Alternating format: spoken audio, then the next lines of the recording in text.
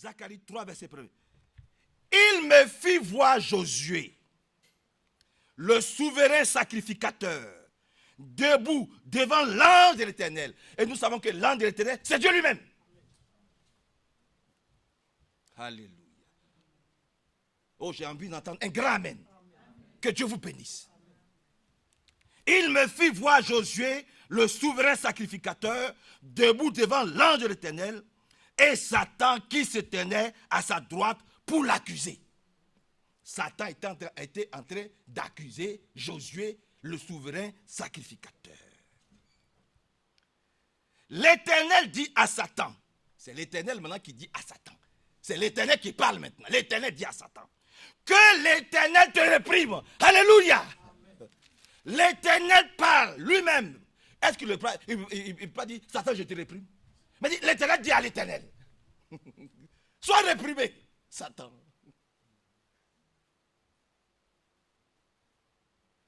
Vous voyez un peu que déjà l'Ancien Testament nous parle beaucoup sur la divinité du Seigneur Jésus-Christ. Amen.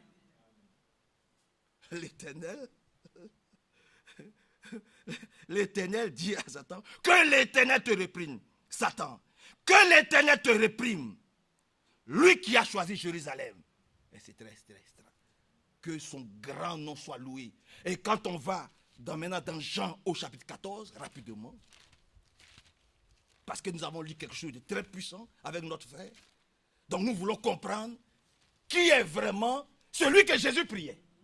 Mais il faut retourner dans l'Ancien Testament pour voir que déjà l'Éternel parlait à l'Éternel. Dieu parlait à Dieu. Comme toi, tu peux te parler à toi-même un jour. Tu ne t'es jamais parlé à toi-même. Ah, vous aussi. Vous aussi quand même. Mais vous voyez la chose maintenant. Vous aussi.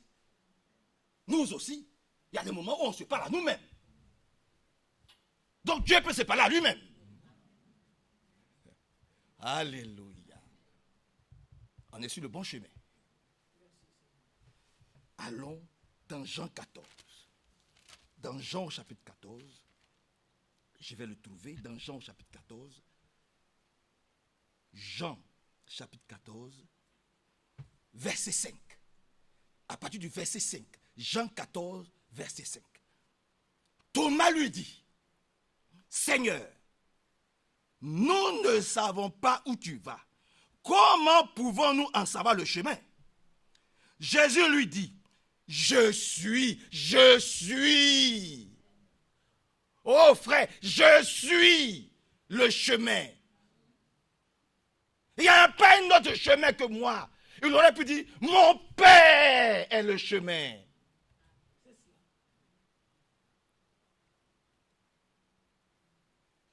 Il aurait dû dire, mon Père est le chemin. Celui qui m'a envoyé, c'est lui qui dit, je suis le chemin. Je suis le chemin. Je suis la vérité. Et je suis la vie éternelle. Il n'y en a pas encore un deuxième. Ce n'est pas possible. C'est pour ça qu'il se permet de se prier lui-même pour toi et pour moi. Dans Jean 17. Je suis le chemin. Je suis la vérité. Je suis nul. Il n'y a pas quelqu'un qui va dire je vais venir à Dieu s'il ne passe pas par Jésus. Il n'y a pas un autre chemin. Nul ne vient au Père que par moi. Ça n'existe pas. Maintenant, il dit la chose, verset 7. Si vous me connaissiez, vous connaîtriez aussi mon Père. Et dès maintenant, vous le connaissez et vous l'avez vu. Gloire à Dieu. Hein, frère Philippe? Donc tu n'adores pas un Dieu Père, tu n'adores pas un Dieu Fils, tu n'adores pas un Dieu Saint-Esprit, tu adores un Dieu unique, véritable. Que Dieu soit loué, exalté. Ailleurs il dit, personne n'est monté au ciel. Si c'est celui qui est descendu du ciel et qui est dans le ciel. Louange et gloire lui soient rendues. Que son beau nom, son grand nom soit exalté. Philippe lui dit, verset 8, Seigneur, montre-nous le Père Et cela nous suffit. Jésus lui dit, il y a si longtemps que je suis avec vous. Et tu ne m'as pas connu, Philippe. Et la question est, montre-nous qui est le Père. Nous voulons connaître qui est Dieu. C'est ça la question. Qui est Dieu? Jésus lui dit, si vous me voyez, vous avez vu Dieu. Philippe, il n'a pas compris. Il n'a pas compris encore la révélation. Il dit, mais montre-nous maintenant qui est Dieu. Jésus dit, mais il y a si longtemps, je suis avec vous. Et vous ne m'avez pas connu. Philippe, tu ne m'as pas encore connu. Hein, Philippe? Seigneur, montre le Père. Et cela nous suffit. Jésus lui dit, il y a si longtemps que je suis avec vous. Et tu ne m'as pas connu, Philippe. Celui qui m'a vu a vu le Père. Comment dis-tu, montre-nous encore le Père? Ne crois-tu pas que je suis dans le Père et que le Père est en moi? Ne le crois-tu pas? Ne crois-tu pas que je suis dans le Père et que le Père est en moi? Jésus, dans Jean 17, il s'est prié lui-même. Alléluia. C'est lui le Père. C'est lui la vie éternelle. Allons encore, pour terminer, dans 2 Corinthiens chapitre 5. Dans 2 Corinthiens chapitre 5, pour ne pas qu'il y ait des confusions dans notre esprit, voir que mais Jésus il prie le Père. Non, non, non, non, non. Il y a un seul Dieu. Il y a un seul Seigneur. Dans 2 Corinthiens 5, à partir du verset 19, pour aller rapidement, 2 Corinthiens 5, 19. Car Dieu était en Christ. Alléluia. Car Dieu était en Christ, réconciliant le monde avec qui? Avec lui-même. Car Dieu était en Christ, réconciliant le monde avec lui-même, et en n'imputant point aux hommes leur offense. Et il a mis en nous la parole de réconciliation.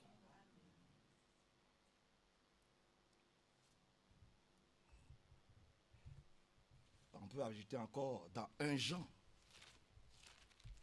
Et là, tout le monde le connaît. 1 Jean chapitre 5. 1 Jean chapitre 5. 1 Jean 5, 19. Nous savons que nous sommes de Dieu. Alléluia. Ça, nous le savons. Nous savons que nous sommes de Dieu. Nous savons que nous sommes de Dieu et que le monde entier est sous la puissance du malin. C'est pour revenir ici ce que Thierry a lu dans Jean au chapitre 18. Alléluia. Parlons de la divinité du Seigneur. Donc vous voyez que l'Éternel, dans l'Ancien Testament, on peut même retourner là-bas, dans la Genèse, dans l'Ancien Testament, Dieu lui-même, l'Éternel, il dit, il parle à l'Éternel. Dieu s'adresse à lui-même. Alléluia. Donc, dans le Nouveau Testament, ce même Dieu, Jésus-Christ, il peut se parler à lui-même. Il peut prier lui-même. Comme toi et moi, on peut se parler à nous-mêmes. Alléluia. Là, il nous est dit, nous savons que nous sommes de Dieu et que le monde entier est sous la puissance de qui? De Satan. Nous savons aussi que le Fils de Dieu est venu et qu'il nous a donné de l'intelligence pour connaître la vérité. Amen. Pour connaître le véritable. Amen. Alléluia. Il nous a donné un peu d'intelligence. Pour que nous puissions comprendre que dans l'Ancien Testament, quand Dieu dit faisons l'homme à notre image, il se parle à lui-même. Alors, les dénominations ont vite fait de dire que voilà, donc il devait avoir 2 ou 3 personnes. Non. Non. Il se parle à lui-même. Alléluia. Et nous l'avons vu. Donc, il nous a donné un peu d'intelligence pour comprendre que nous sommes dans la sagesse et dans la vérité. Pour connaître le véritable. Et nous sommes dans le véritable. En son Fils Jésus-Christ. Mais qui est Jésus? Jésus, il est qui? C'est Jésus qui est le Dieu véritable. Amen. Et c'est aussi Jésus qui est la vie éternelle. Amen. Voilà. Donc, c'est ce Jésus-là, par la grâce de Dieu, Alléluia. qui a dit,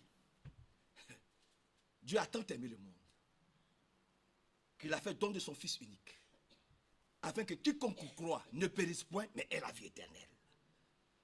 Ce Jésus-là, voilà, Dieu fait grâce à une pauvre vierge, Marie. Tu dis, tu as trouvé grâce aux yeux de Dieu. Un enfant va naître, et cet enfant-là, vous lui donnez le nom d'Emmanuel, Dieu avec nous. Mais déjà, la chose a été déclarée dans Ésaïe au chapitre 5, à partir du verset 9. Oh, Ésaïe 9,5, Ésaïe 9,5. Un fils nous est né. Alléluia. On l'appellera Dieu puissant. Frère Thierry a dit qu'il a dit hier, ouais, chose, prince éternel, roi des rois, seigneur des... Tout a été dit là. Cet enfant qui nous est né là, voilà, il sera roi. Il sera Dieu puissant. Là encore, il n'y a même pas, on n'a même pas. Ce Jésus-là, ce Jésus-Christ-là, c'est le seul, unique, vrai Dieu. Amen. Que toi et moi, nous devons adorer. C'est pour ça que tout est fait au nom du Seigneur Jésus-Christ. Tu vois qui tu dois adorer maintenant. C'est le seul nom qui nous a été donné dans le ciel, sur la terre, sous la terre, par lequel nous pouvons être sauvés. C'est le nom du Seigneur Jésus-Christ. Que son grand nom soit célébré, glorifié, exalté, magnifié. Donc nous devons vivre sous la conduite du Saint-Esprit. Comme notre frère encore a parlé tout à l'heure dans sa prédication. La parole sans l'Esprit, elle ne vaut rien. Elle est nulle et de nul effet. Tu vas prendre la parole. Si tu n'es pas conduit par le Saint-Esprit, si tu n'as pas le Saint-Esprit, tu vas faire beaucoup de dégâts. Tu es un gros religieux. Ah oui. Tu ne seras efficace en rien. Tu ne t'attends à recevoir rien de Dieu si l'Esprit de Dieu ne te conduit pas. Si la puissance de la parole ne te dirige pas. Alléluia. C'est pour ça que nous soupirons après cette démonstration de puissance et de force, qui est le baptême du Saint-Esprit. Et nous devons être conduits par l'Esprit de Dieu en toutes choses, partout. Retournons dans Jean au chapitre 16, rapidement. Donnez-moi 40 minutes, si vous le permettez, et je vais vous libérer. Je ne vais pas vous retenir longtemps, parce que je sais que certainement vous avez beaucoup de choses à faire. Dans Jean au chapitre 16, après nous allons revenir sur la vérité, parce que Thierry aussi a parlé de la vérité. Pourquoi le frère Thierry a insisté sur le mais c'est lui qui n'est pas conduit par le Saint-Esprit, c'est pas la peine. C'est pas la peine, frère. C'est pas la peine. Ta vie équivaut à celle d'un catholique, d'un musulman, oui, parce que d'abord, le commencement, c'est quoi? C'est que tu acceptes d'être baptisé au nom du Seigneur Jésus-Christ. Et la suite logique, c'est que son esprit doit totalement te gagner. Tu dois être rempli de son esprit. Et c'est par son esprit que tu obtiens sa sagesse. Pas la sagesse qui vient des hommes. Sinon tu vas te débattre, tu vas aller, tu vas prier. Oh, je vais parler à Frère Manassé. Oh, je vais aimer Frère Manassé. Oh, je vais faire ça. Et puis, quand tu vas revenir seulement, le visage de Frère Manassé va t'énerver. Parce que c'est humain, c'est charnel. Ce sont tes propres efforts. Ça ne marchera pas. Que le Seigneur vienne à notre aide. Amen. Encore aujourd'hui, au nom de Jésus-Christ. Donc, dans le livre rapidement de Jean, au chapitre 16, je vais prendre à partir du verset, pour ne pas vous, à partir du verset 13, pour aller rapidement. Jean 16, 13. Quand le consolateur sera venu, et nous soupirons après la venue de ce grand consolateur. Qui n'a pas envie de recevoir le Saint-Esprit? Il n'a rien à faire dans cette salle. Il n'a rien à faire dans cette salle. Parce qu'il y en a beaucoup qui ont peur de recevoir le Saint-Esprit. Oh, si je reçois le Saint-Esprit, je vais devenir trop douce. Je vais devenir trop doux. Je vais devenir trop gentil. Et puis les autres vont me piétiner. Moi, je ne veux pas qu'on me piétine. Mais tu n'as rien compris, mon frère. Parce que tu n'as rien compris. Oh, vraiment, pour le moment, il ne faut pas que le Saint-Esprit vienne. Le Saint-Esprit n'a qu'à attendre. Parce que je vais devenir trop douce. Je vais devenir trop doux. Je vais devenir trop gentil. Je vais devenir trop calme. Et puis les gens vont me piétiner. Mais c'est que il n'y a pas plus orgueilleux que toi. Que le Seigneur vraiment t'aide, m'aide, nous aide. Parce que la Bible dit, mais attendez, frères et sœurs. Dieu lui-même, il vient, se disant un corps humain. Il s'humilie, il s'humilie, il s'humilie, il s'humilie, il se rabaisse. Pour se donner un corps humain. À cause de qui? À cause de toi et moi. Mais je ne sais pas si vous comprenez le degré d'humilité de Dieu lui-même. Il s'est rabaissé, il s'est tissé un corps, il s'est fait homme. Et puis on l'a traîné dans les rues, on l'a insulté, on s'est moqué, on l'a humilié. La Bible dit, il n'a pas ouvert la bouche. D'ailleurs, ceux qui le crucifiaient, il a dit, Père, pardonne-leur, ils ne savent pas ce qu'ils font. Et toi, tu ne veux pas qu'on t'égratine un peu et puis dans l'église. La parole ne doit pas t'égratiner un peu. La parole doit toujours te caresser. Voilà. Il faut qu'on vous caresse. Il faut qu'on vous dise. Voilà. Non, il ne faut pas qu'on vous dise que, ah là, il faut une opération chirurgicale. Mais tu vas chez le médecin. Alléluia. Quand il y a quelque chose qui ne va pas, quand il y a quelque chose qui est en train de pourrir dans ta chair, là tu cours chez le médecin pour te faire opérer. Là tu sais qu'on doit enlever la chose là. Ah oui, là tu sais, tu as peur de mourir. Hein? Il faut qu'on m'enlève ça, vite fait. Il faut qu'on me nettoie ça. Le médecin me dit que, madame, vous devez passer une parole. Ah oui, d'accord. Oh, je dois pas. Ah oui. Mais quand c'est la parole de Dieu qui veut t'opérer, quand c'est la parole de Dieu qui veut faire un miracle en toi, tu résistes, tu ne veux pas. Hein? Dieu ne doit pas t'opérer pour enlever la partie pourrie. L'orgueil, là, il ne doit pas enlever ça. Il faut que tu restes orgueilleuse. Il faut que tu restes orgueilleux. Que Dieu nous aide. Oh, ça suffit maintenant, frère. Que Dieu nous aide à être humble et à accepter sa parole. Amen. Nous sommes dans une maison de correction. Et la correction, c'est une correction pleine d'amour et d'affection. Quand tu vas chez le chirurgien qui t'opère là, ce n'est pas pour te faire du mal. Au départ, ça va te faire du mal, c'est sûr. Mais après, ça va te faire du bien. C'est pour que tu vives qu'il te fait cette opération. Ce n'est pas pour que tu meurs et que le Seigneur nous aide et que Dieu nous bénisse. Amen. Donc, quand le consolateur va venir, le jour où tu vas ouvrir ton cœur. Ah oui. Oui, c'est ça. Le jour où tu vas ouvrir ton cœur comme Jésus-Christ a ouvert son cœur à Dieu. Le jour où tu vas ouvrir ton cœur, tu vas dire, bon, Seigneur, maintenant, il faut que je t'accepte pleinement. Je ne veux plus voir mon âge. Je ne veux plus voir ma couleur. Je ne veux plus voir mon pays. On l'a lu tout à l'heure. Le monde, c'est fini. C'est terminé. Je vous l'ai dit depuis l'an 2000 ici. Je vous ai dit, depuis cette affaire, on ira de mal en pis. C'est terminé. Vous n'aurez pas, il n'y aura pas de... Satan sait qu'il lui reste très peu de temps. Mais les chrétiens pensent qu'il leur reste encore du temps. Il n'y a plus de temps. Nous vivons les temps les plus graves. Nous vivons les temps les plus dangereux de l'histoire de l'humanité. On va vous dire ça comment? Il faut que toi et moi nous puissions accepter cela. Il ne nous reste plus de temps. Il faut que Dieu nous aide à mettre de l'ordre dans nos vies. Amen. C'est maintenant que ta vie chrétienne doit être un exemple. Alléluia. Dépouillons-nous des œuvres de la chair. Que le Seigneur nous bénisse. Alléluia. Gloire et honneur lui soit rendu. Oh, il est puissant. Donc, quand le consolateur sera venu, l'esprit de vérité, il nous conduira dans toute la vérité. Voilà. C'est-à-dire, la Bible te conduit dans toute la vérité. Quand tu es menteur ou menteuse, la Bible te dit, là, tu as menti, et puis tu dis, Seigneur, oui, je reconnais que j'ai menti. On ne t'a pas dit de venir devant frère Manassé pour dire, oh, frère Manassé, tu sais. Non, non, non, non, non. C'est devant Dieu. Alléluia. Tu vas devant Dieu, tu dis, là, j'ai menti. Là, j'ai été orgueilleuse. Là, j'ai été orgueilleux. Je te demande pardon. Et puis sache que lorsque tu lui as demandé pardon, il t'a pardonné. Amen. Alléluia. Ah oui, il t'a pardonné.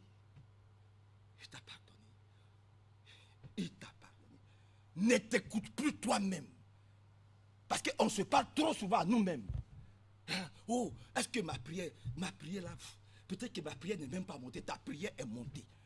Même le nombre de tes cheveux. Tu peux compter tes cheveux.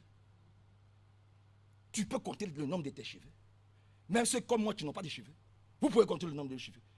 Mais il connaît le nombre de nos cheveux. Alléluia.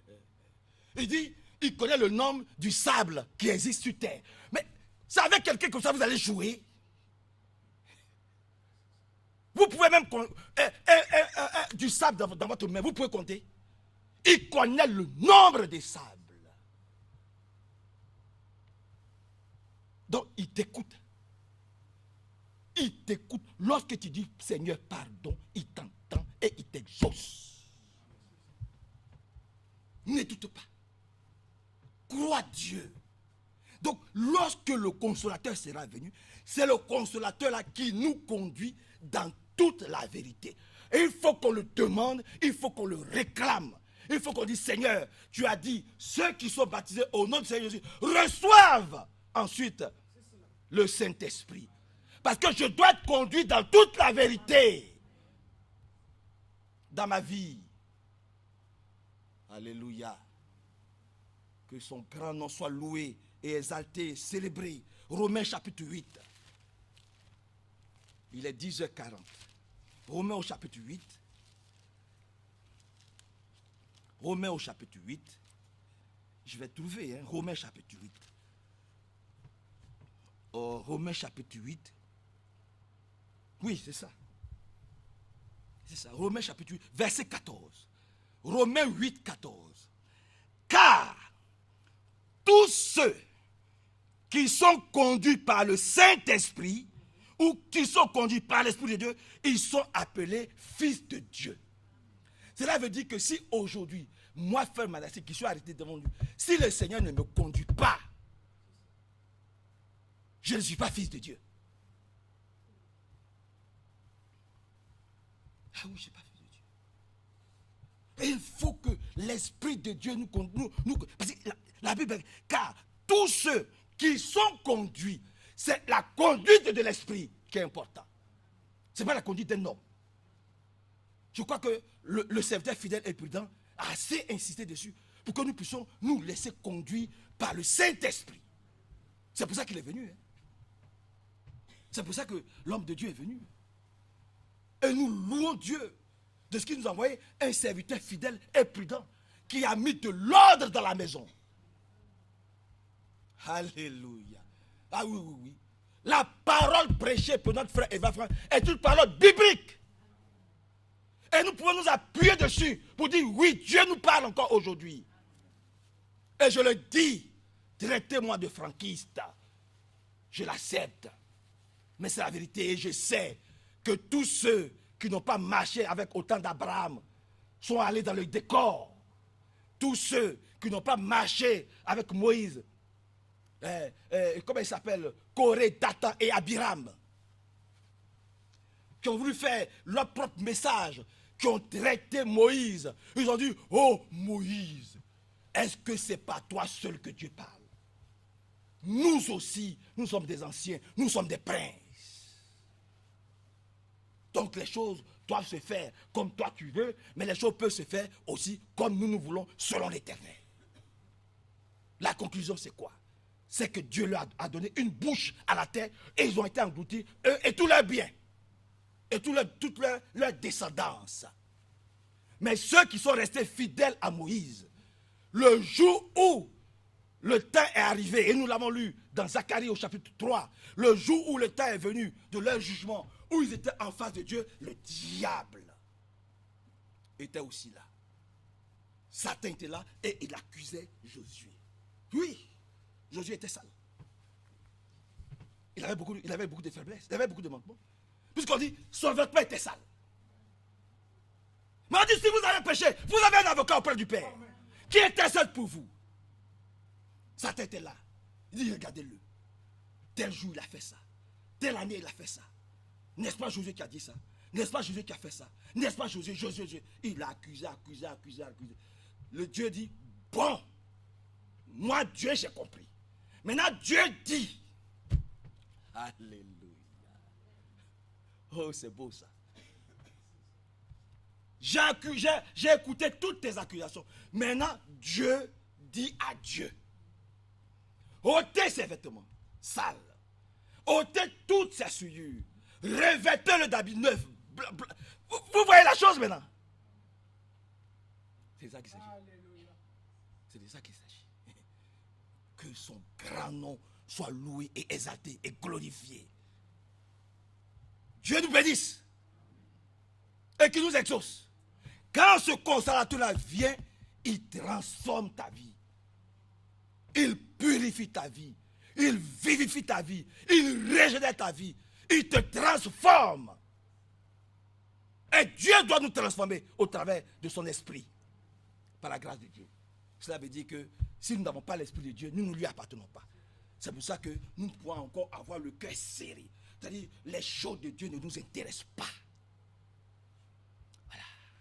Les choses de Dieu sont secondaires. Ah oui, oui, oui. De toute façon, j'ai pris mon baptême. Je connais le message. Je connais Eval Franck. Donc cela me suit. Non, cela ne te suit pas. Cela ne suit pas. Et puis, efforcez-vous d'entrer par la porte étroite. Efforcez-vous. C'est un combat. Un combat sans merci. Vous voyez même Josué. On dit Josué. Vous savez qui est Josué? Dieu exauçait Josué. Josué a arrêté le soleil. Alléluia. Ah oui. Des hommes de Dieu qui ont fait de grandes choses. Mais regardez qu'il est venu en jugement.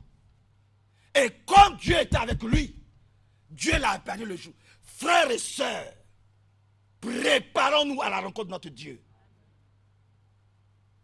Arrêtons de jouer avec notre marche, avec notre vie chrétienne. Que son grand nom soit loué et exalté. Donc, si nous prétendons que nous sommes des enfants de Dieu, nous devons aimer les choses de Dieu. C'est la priorité. La prière. Les réunions de prière. Alléluia. Nous aimons la présence de Dieu. Nous aimons la présence. Le frère a parlé de communion fraternelle. La Bible dit, il persévérait dans l'enseignement des apôtres. Alléluia. Dans la fraction du pain. Et quoi? Mais dans la communion fraternelle. C'est dans ces choses que Dieu doit nous aider à persévérer tous les jours par la grâce de Dieu. Et que son grand nom soit loué et exalté. Dans Ésaïe, rapidement. Dans le livre d'Ésaïe. Ésaïe au chapitre 63. Ésaïe au chapitre 63. Vous avez Cantique des Cantiques. Vous avez Proverbe. Après Proverbe, vous avez Ecclésiaste. Après Ecclésiaste, vous avez Cantique des Cantiques. Et après Cantique des Cantiques, vous avez Ésaïe. Donc Ésaïe au chapitre 63. Parce qu'il faut toujours, frère Franck nous a dit, il faut toujours aller dans l'ancienne alliance. Tu vas dans la nouvelle alliance, mais il faut repartir aussi dans l'ancienne alliance. C'est important. Donc Ésaïe 63. On peut commencer, si vous le voulez bien, à partir du verset 11. Ésaïe 63. À partir du verset 11. Alors son peuple se souvient des anciens jours de Moïse. Vous vous souvenez des anciens jours de Moïse? Vous avez vu ce que Dieu faisait au milieu du peuple de Moïse par le Saint-Esprit. Ah oui. Ils étaient au milieu des Égyptiens. Mais lorsque Dieu leur apparut, ils n'avaient plus aucun souci. Ceux qui tremblaient, ce sont les Égyptiens. Les Égyptiens avec leurs armes, avec leurs autorités, avec leur organisation, tout ce que vous pouvez imaginer, ce sont les Égyptiens qui avaient peur des Juifs.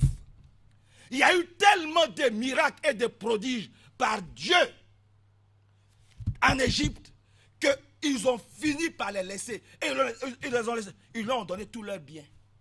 La Bible dit, Israël est sorti avec de très grands biens. Alléluia. Ah oui. Et Abraham était riche. Mais quel travail il faisait puis il était riche. Mais Abraham, le premier travail d'Abraham, c'est qu'Abraham craignait Dieu. Et Abraham obéissait à la parole de Dieu. C'est pour ça que Dieu faisait en sorte que Abraham n'ait pas de problème. Abraham, malgré ses problèmes, Dieu était la solution à tous les problèmes d'Abraham. À tel enseigne que le jour où Dieu a mis son serviteur Abraham à l'épreuve, sa femme Sarah n'avait pas d'enfant. Elle a dit, bon, cette affaire-là, je crois qu'on n'a pas bien compris ce que Dieu a dit. On n'a pas bien compris. Il y a un nouveau prédicateur qui est venu, qui nous a donné un autre message. Il faut qu'on suive ce message-là. Il faut qu'on teste ça. Il y a une nouvelle chirurgie qui est venue. Si maintenant, tu es un homme, tu peux avoir un enfant. Vous pouvez être deux hommes et puis vous pouvez adopter des enfants. Il y a des mères porteuses, il y a plein d'histoires. Elle a dit non, mais on peut aller voir cette femme Agar là, et puis on peut rapidement faire les choses, et puis moi je récupère l'enfant. Ce n'est pas ce que Dieu a dit. Alléluia. Dieu a dit, quand je te revisiterai, quand le consolateur sera venu, tu vas voir ce que ce consolateur est capable de faire en toi. Toi, reste tranquille et continue à prier, à espérer, et avoir les regards fixés sur lui. Ne te presse pas pour faire des choses bizarres. Ça va te rattraper. Ton péché t'atteint toujours. Toujours. Ne cherche pas à compliquer. Reste comme tu es. Compte sur Dieu. Ses bontés ne sont pas épuisées. Amen. Elles se renouvellent chaque matin. Mais comment se fait-il qu'Abraham, comment il faisait? Les Juifs Israël, comment ils faisaient dans le désert. Et puis, ils n'ont jamais été malades. La Bible dit, ils n'ont jamais été malades.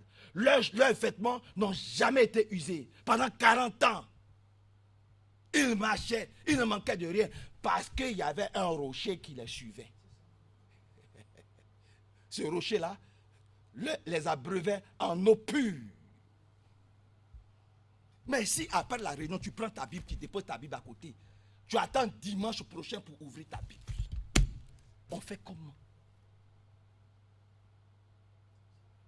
Si la parole de Dieu est derrière toi, au lieu que ta parole de Dieu soit devant toi. La Bible dit, il y avait dans la journée, il y avait la nuée qui était devant eux. Et c'est cette nuée qu'ils suivaient. Quand la nuée s'arrête, ils s'arrêtent. Quand la nuée décolle, ils décollent. La nuit, il y avait la colonne de feu qui éclairait le camp. Ils s'arrêtaient, ils attendaient. Mais toi et moi, cette lumière-là, si on la met sur le boisseau, on la cache derrière nous. Elle passe après. Mes business d'abord. Mes affaires d'abord. Mon orgueil d'abord, ma fierté. Qu'est-ce que les gens vont dire de moi? Comment les gens vont me regarder? Mais les gens pensent de toi ce qu'ils veulent penser de toi. Mais toi, est-ce que tu t'es posé la question? Qu'est-ce que Dieu pense de toi? C'est la question que tu dois te poser. Parce que Josué s'est trouvé devant qui? Il ne s'est pas trouvé devant ses camarades. Il ne s'est pas trouvé devant ses frères en Christ. Le jour où il est allé à la maison, ce ne sont pas ceux qui le critiquaient, qui le jugeaient, pour qui il voulait bien s'habiller. À cause de qui il voulait avoir une grosse voiture. À cause de qui il voulait avoir une grosse maison. Ce n'est plus devant eux maintenant qu'ils se retrouvent. Ce jour-là, il s'est retrouvé devant qui? Devant l'accusateur et devant Dieu. N'écoute pas les gens. Ne vis pas par rapport à tes amis, à tes copains, à tes frères. Ne vis selon personne. Vis selon la parole de Dieu. Amen. Je crois que je parle à quelqu'un ce matin. Non, votre main est faible. Amen. Est-ce que je parle à quelqu'un ce matin? Je parle à quelqu'un ce matin? Bon, d'accord. Ceux qui ont cru en Dieu, les vrais disciples, disent Amen. Ils savent. On ne vit pas par rapport à son voisin. On ne vit pas par rapport à son frère. On ne vit pas par rapport à sa soeur. On ne vit pas par rapport à... Oh, si quelqu'un me rend visite, qu'est-ce qu'il va dire? Mais qu'il dise ce qu'il veut. Nous vivons par rapport à nous-mêmes et par rapport à la parole de Dieu. Qu'est-ce que Dieu dit de moi? C'est ça qui est important. Et c'est ça que c'est ma vision.